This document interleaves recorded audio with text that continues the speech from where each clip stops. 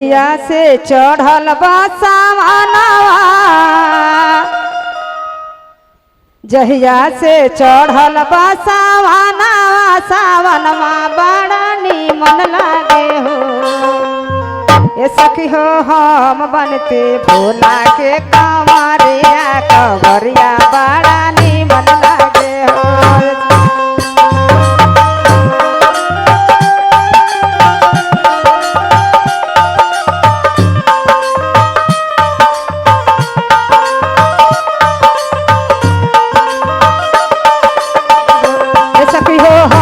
बनते गुरु के कंवरिया, कंवरिया बड़ा ठीक लागे हो।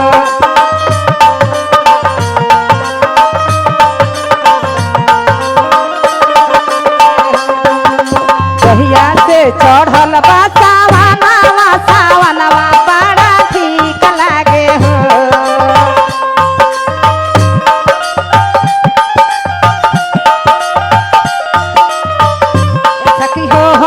बनते भोला के कंवरिया, कंवरिया बड़ा ठीक लागे हो।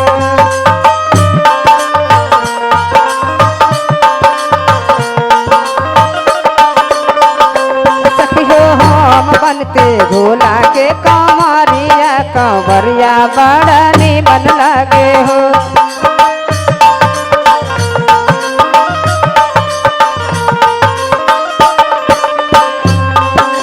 कथिए के हमें गोला नड़ी मंदिलावा, तो कथी के केवाड़ लागल हो। कथिए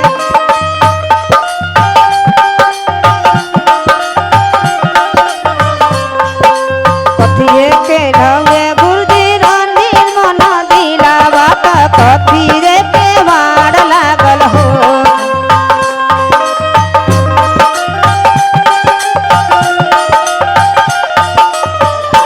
गुरुजी कथिए के लागल बा झजीरा, झजीरवा बड़ा नीक लागे हो।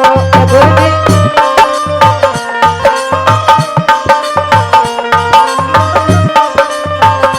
गुरुजी कथिए के हउए झंझीरावा, झजीरवा बड़ा नीक लागे हो।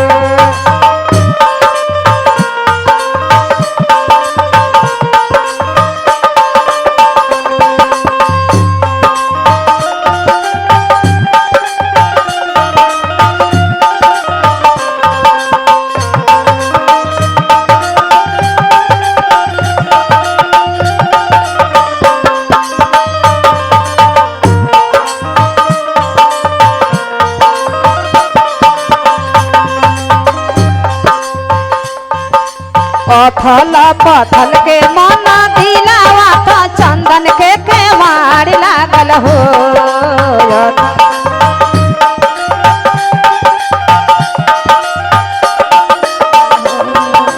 पथल पथल के मन दिलावा, तो चंदन के केवाड़ लागल हो।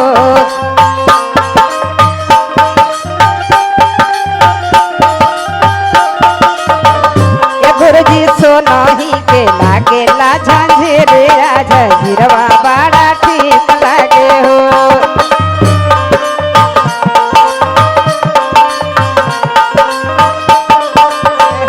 गुरुजी सोनही के लागेला झंझीरवा, झंझीरवा बड़ा ठीक लागे हो।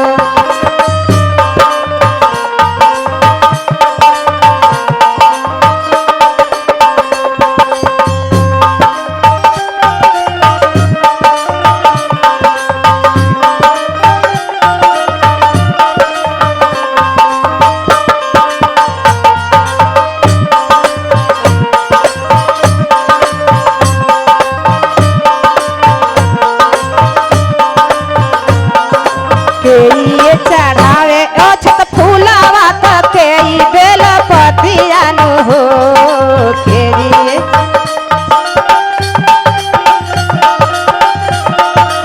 चले एगो हमारा अशोक गुरु भाई के तरफ से बड़ा सुंदर आशीर्वाद मिलल।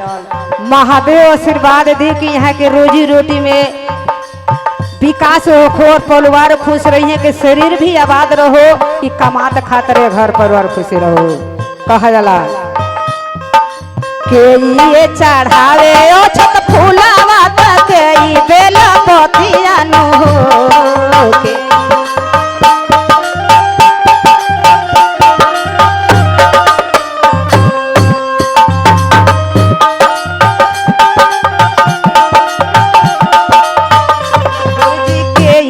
चढ़ावे गंगा जलवा तो जलवा बड़ा ठीक लागे हो गुरुजी के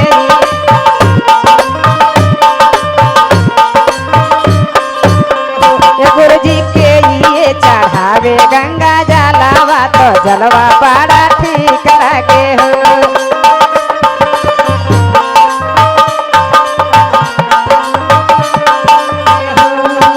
पंडित चढ़ावस छत फूलावा पूजारिन बेला पतिया नु पंडित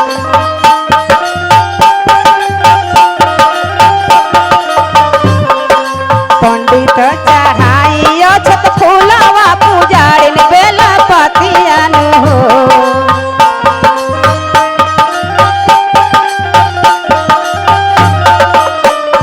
गुरुजी हो चढ़ाई गंगा जलवा तो जलवा बड़ा ठीक लागे हो गुरुजी हो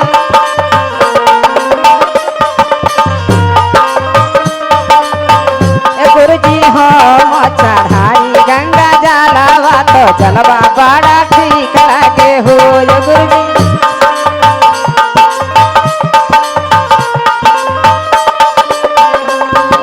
जहिया से चढ़ल बा सावनवा सावनवा बड़ा ठीक लागे हो जहिया से